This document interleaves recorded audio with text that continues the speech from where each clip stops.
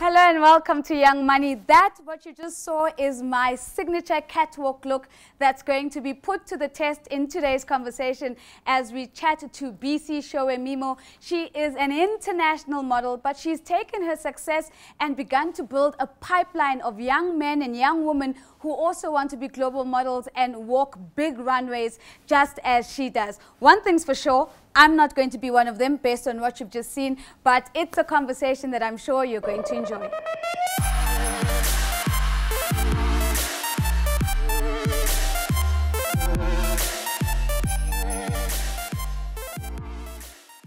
Bisi, thank you very much for making the time to join us. I feel like such a dwarf sitting next to you.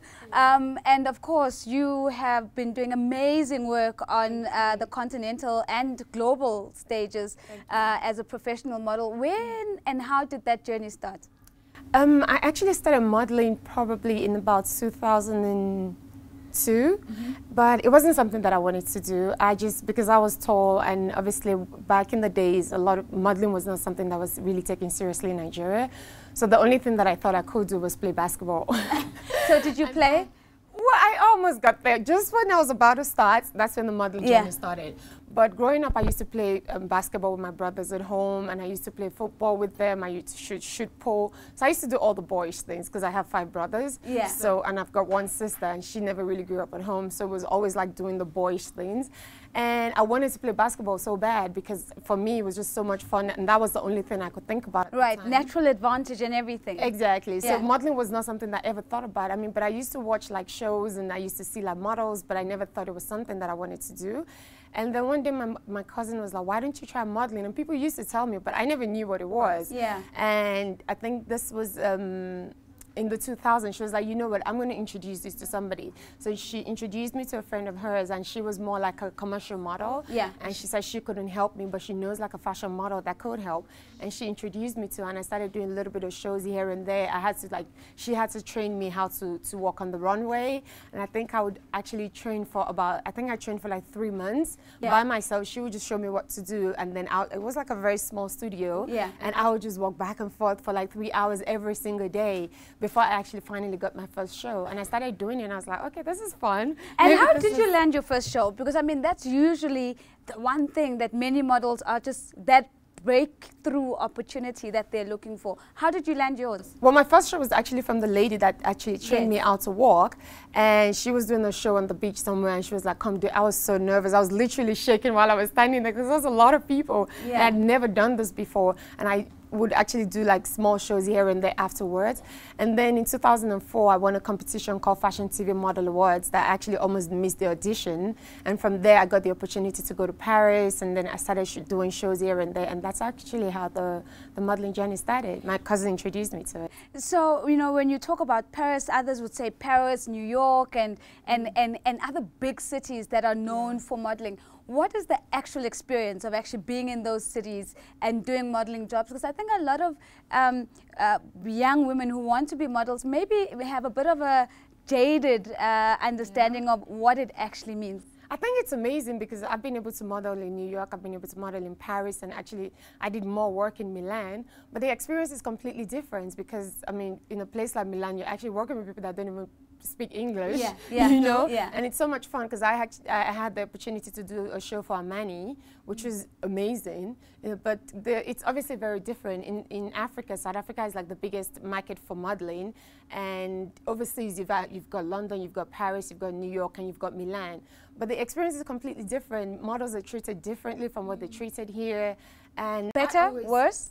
I would say better. I would say better, you know. But I always tell models, like, if you really want to take your modeling career further, go overseas. It's an expensive experience, but even if you don't work or you work a little, but you get that experience and you see like there's a lot of difference from the way modeling is there over here. But I always advise models that if you can, go overseas. Yeah, and of course, I'm not going to miss the opportunity to help, to get you to help us bust some myths about what happens in the industry. I mean, the industry, I think, sometimes gets a lot of criticism and a lot of negativity about about the health of girls. Anorexia is usually one of those things that women and young girls can't eat. That, you know, there's a lot going on in the industry that isn't positive.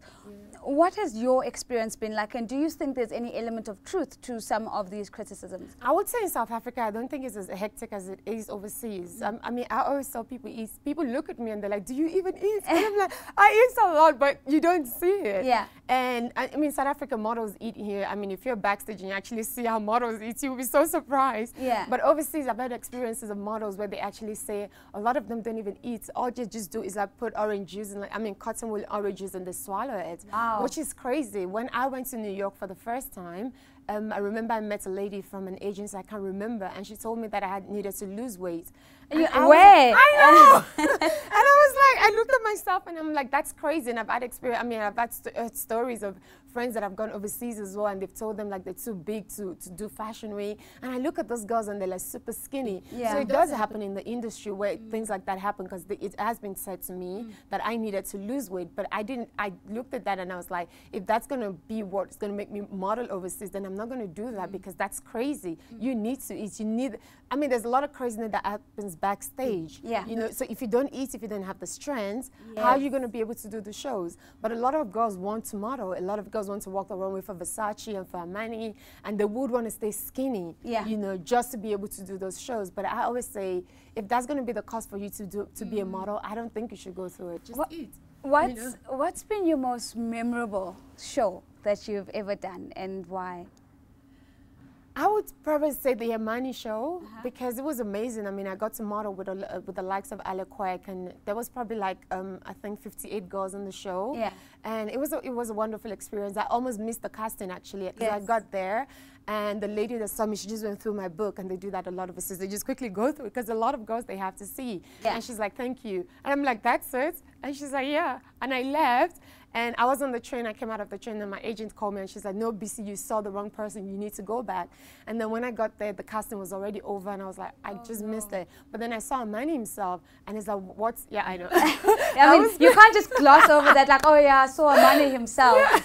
And then I saw him, and it's like, "What's going on?" I'm like, "I just got here, I came earlier, and they told me I missed the casting." And it's like, "It's okay, just give us something to wear." And I wore the outfit, they took pictures, and it's like, "Thank you for coming." And I was like, okay, I don't know what's going to happen after this. And a couple of hours later, my agency called me and they said, "You booked the show." Oh, awesome. I was like, "Oh my word, this is so fantastic." But another crazy thing happened at the show, because he was speaking Italian. I think he speaks a little bit of English now, but he was speaking Italian at the time at the rehearsal. I kind of missed a lot of the things. So I made a mistake on the stage, and I'm like, those people are never going to book me again. But it was just an amazing experience, and I loved it. Absolutely. But now you've also decided that you're not only going to make sure that you're successful, but you're going to be part of creating a pipeline of other BCs who are doing phenomenally well on the global stage. Talk to us a little bit about the work that you're doing with the Academy. Okay, so I decided to start the Academy because I have so much passion for the industry, and I see a lot of people want to come into the industry and they don't know how to. I mean, one of the people that I'm teaching in my class, one of the models, she sent me a message. She was like, "I would love to be a model, but I'm not tall and skinny." And I was like, that's the thing, that's the misconception, that you only have to be tall and skinny to be a model. But modeling varies. There's different types of modeling. There's commercial modeling, which a lot of people actually fit into, which is not the stereotypical fashion model. And I see that a lot of people want to do this, but they don't know how to get into the industry, and that's where I come in and trying to help them. And that's what we're doing with the Academy right now. Like, even if you don't fit into the fashion modeling, you can do commercial modeling, you can do glamour modeling, you can do different types of modeling. And I just want to see people successful. I want to see people do what I've done, be able to go overseas and, you know, make a success in the modeling industry. And that's why I started this. And do you focus just on the technique of modeling, or do you have to do some work on the person as well? Because you know, as you were saying earlier, you need strength. And when I think about strength, I'm not only thinking about physical strength, but I'm sure you mean emotional strength as well. Definitely. I mean, at the Academy, we don't just focus on the runway or the commercial side. We do self-confidence classes, we do physical training as well, and we do etiquette training to be able to build those people up. We had a class yesterday actually where we had to teach them about self-confidence, and at the end of the class, a lot of the girls were like, "Wow, there's so much they can change about themselves now," because when going into the industry, you do need confidence because it's a very intimidating industry. And when you come in and you see how overwhelming it is, you're like, oh my God, this is not for me. But I'm trying to prepare people for the industry. So we teach them about etiquette, we teach them about self-confidence, we do physical training, we put them in front of the camera so they can get comfortable when they go for TV commercial castings. We're going to do a photo shoot because a lot of times models join the industry, they join an agency today, the next day they have to go for castings and they actually have absolutely no idea what to do because they're like, what am I supposed to do? So we're preparing them for that. Like when you go for castings, these are the things you need to expect. These are the things that you need to wear. This is the way that you need to relate to people. And that's what we're teaching at the academy. And so who's your primary client? Does the agency become your client or do you work with models on an individual basis? I work with them on an individual basis. So for the modeling course, we actually focus more on aspiring models. Yes. So we're training them for the industry, but we also do runway classes as well, which is basically for models that are already in the industry, but they've never walked on the runway their lives. Because, I mean, the first time I had to do a show was so intimidating. Yeah. So we prepared them for that as well. And it's not just teaching them how to walk. We teach them about confidence classes as well. We teach them on what they need to expect when they go for castings and the people they need to know in the industry. So for the runway classes, we focus a lot on the people that are already in the industry, but also it's open to anybody that would love to just learn the art of runway. So, yeah. Well, we're going to take a short break. When we come back from the break, I'm hoping that you're going to show us a little bit of the walking and how to do it properly. So we're taking a short break. When we come back, you're going to see both myself and Bisi getting our model on. Remember, she's the professional, I'm not. So please do not judge. We'll see you in 2 minutes.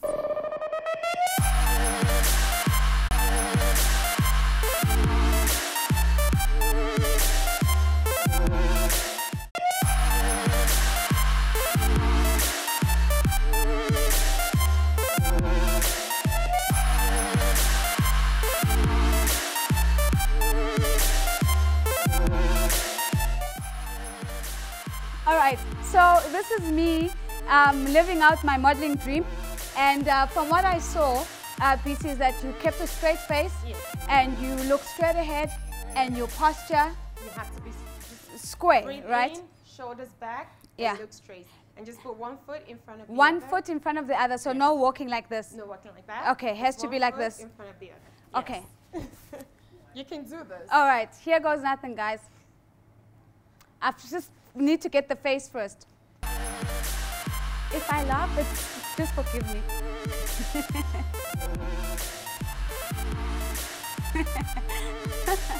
That was awesome. I feel like I'm gonna fall over. I know it's. I can't walk in a straight line. I tried. So come back.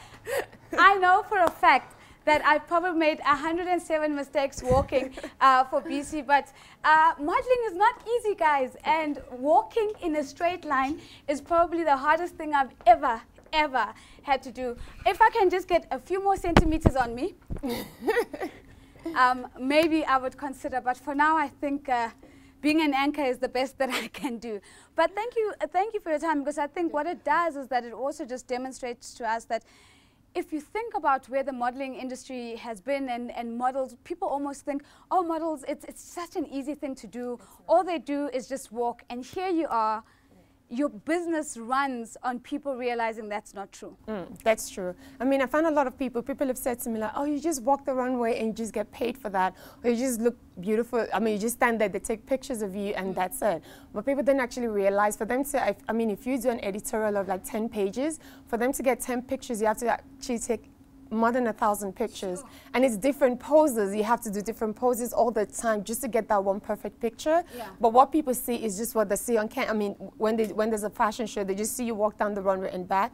They don't understand the craziness that goes on backstage. They don't understand the craziness from fittings and rehearsals and all of those things. Like, I mean, if we have to do a show at 8 p.m., sometimes our call time is like 6 a.m. or 7 o'clock, and people don't see that. Yeah. All they see is just that 2 minutes of walk. That's all they see. Yeah. So, and I think I want to talk a little bit about celebrities who are increasingly encroaching in the space of, you know, the modeling industry. I mean, we're seeing a lot of celebrities, especially in South Africa, suddenly walking the runway and sometimes being, you know, wearing the most important piece in a collection. Yeah. How does that make you guys feel?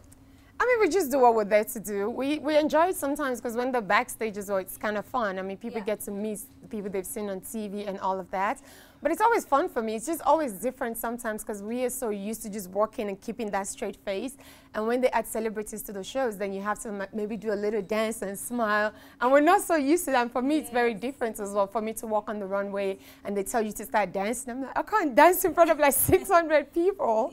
You know, so but that's always very different, and it kind of brings a different vibe to the show. But it's always fun at the end of the day. And let's talk about money. I mean, there's another let me not say misconception, because maybe it's true. So the myth goes that if you're going to be an international model, you're probably making hundreds and thousands of dollars, and you are, you know, completely just slaying it financially. Is it true that you're making a lot of money from the get-go? I mean, you can make money. In South Africa, you can make money, but maybe not as much as you make if you go overseas, because what they pay for fashion shows overseas is completely different from what they pay in South Africa. And you can live on modeling, and that's why I say for models as well, like if you have the opportunity to go overseas, so you can make money in different countries, and then it's different for you.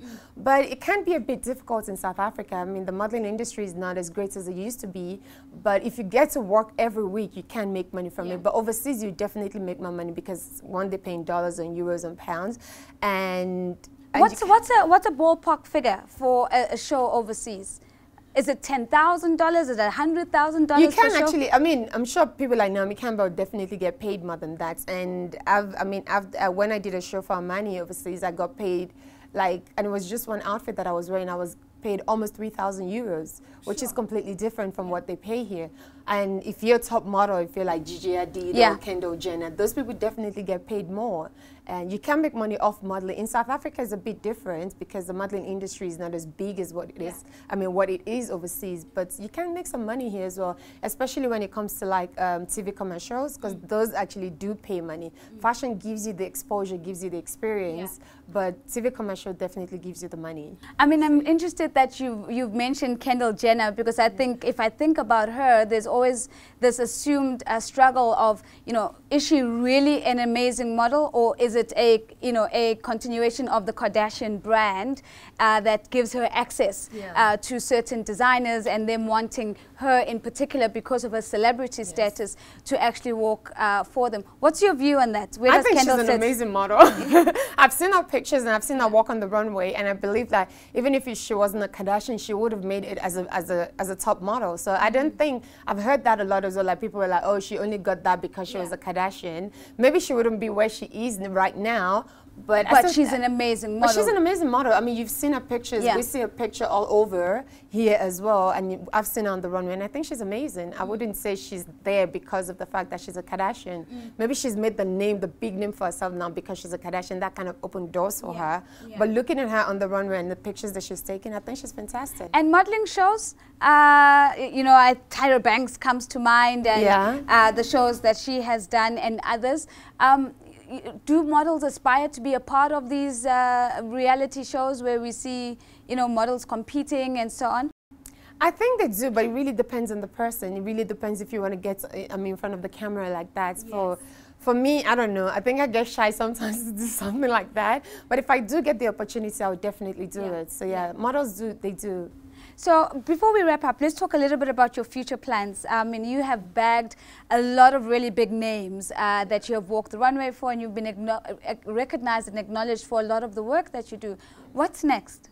I mean, I just really want to take this, the Show Model Academy further. I really want to see a lot of people. And for me, like, I've had somebody ask me, like, are you doing this for the money? And I'm like, you need to follow the passion, and the money is going to come after. So for me, I want to have the impact. I want to see people that I've trained. I want to see them at Fashion Week. I want to see them on TV commercials. I want to see them on billboards. And for me, mainly right now, is just for the impact. I know the money is going to come after, but I've seen, like, when I did a runway training in February, 17 girls came to the class, 11 of them went for fashion week castings, and 7 of them got shows. Wow. And for me, that's just fantastic, like being able to see them backstage, walking the runway with them, and all of those things, and just seeing them on the catwalk, it just gives me so much joy. And I just really want to take that further and see more people, and not just for South Africa as well. I don't want to just have models, because I do modeling scouting as well, and I just don't want to scout models for South Africa. I want to take it overseas as well and be able to send models to like Milan and Paris and New York and all of those places. So I'm really hoping and praying that,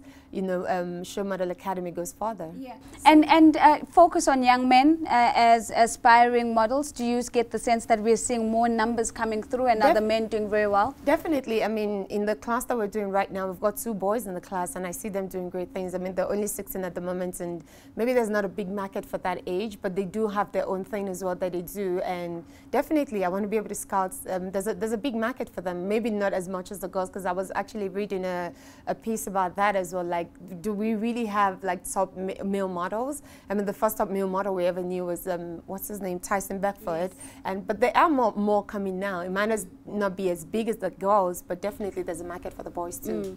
And finally, I mean, there's a lot of entrepreneurs, aspiring models, established models watching the show right now. If you were to give them just some advice that is based on your own personal journey and your own experience, what would that be? I would say believe in yourself, and if you have a passion for the industry, just go for it. I always believe in anything that you do, you have to have a passion for it, but believe in yourself and be confident, because for the industry, you do need to believe in yourself that you can do this. You go for castings, you see people that have been in the industry for a while, you get nervous and be like, oh my gosh, I don't think I can do this because this person is there. But you really need to believe in yourself and believe that this is something that you want to do, and just go for it. Well, there you have it. It all starts with believing in yourself and really having the confidence that you are able. It's a very important message that I think applies even beyond the modeling industry. It's been an amazing conversation with Bisi Sowemimo, really taking us through the realities of what it actually means to be an international model and putting me through my own cases. And I can certainly confirm that I am not cut out for this, but it's been absolutely fun. Now, remember that if you want the Young Money team to come to you, it's very easy. Just follow us on Twitter. It's @TheRealNozi or @CNBC Africa. Our hashtag is YoungMoney410. Until next time, it's goodbye.